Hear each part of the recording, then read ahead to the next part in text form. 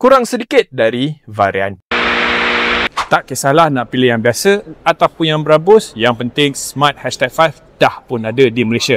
Jom aku tunjukkan.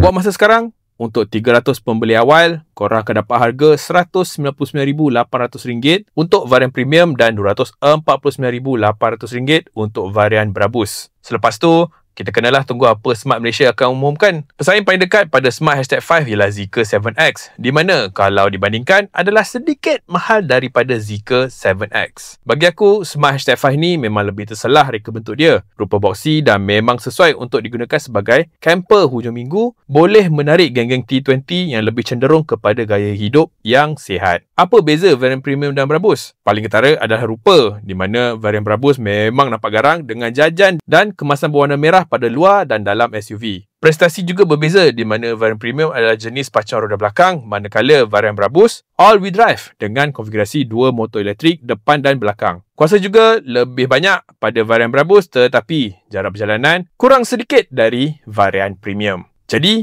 apa pendapat korang?